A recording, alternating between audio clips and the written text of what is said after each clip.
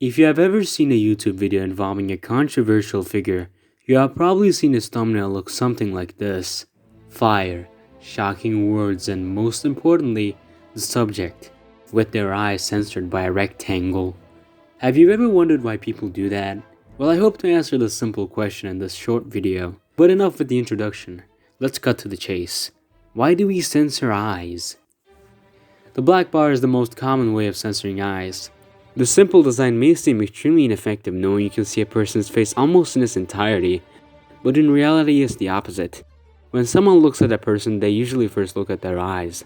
We tend to recognize faces of our same species because of an evolutionary trait we all have.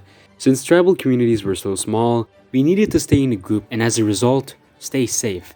This has also resulted in us seeing faces where there aren't any. Pattern recognition makes our brain do this sort of thing.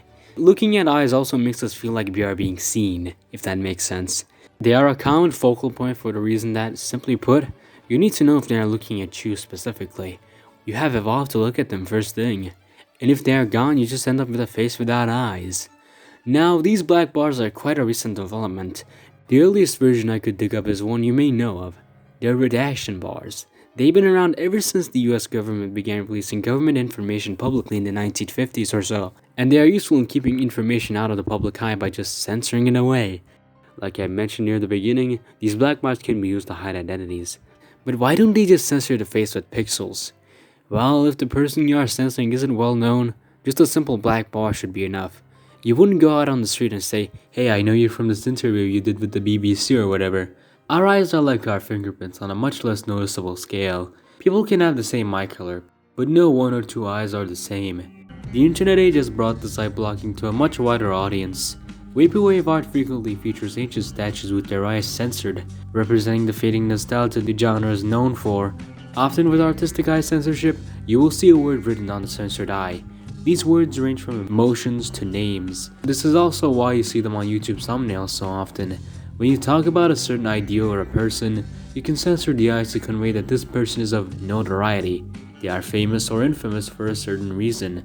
Why this thumbnail design works so well is due to how we perceive faces all around us.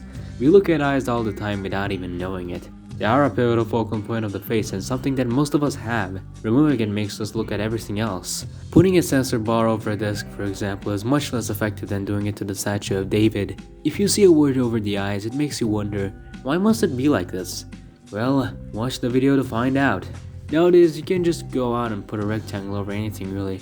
But remember, when you make another thumbnail for your 4-hour video essay, you're simply putting some random rectangle over the eyes. It's actually you using an evolutionary advantage to lure in viewers interested in your work.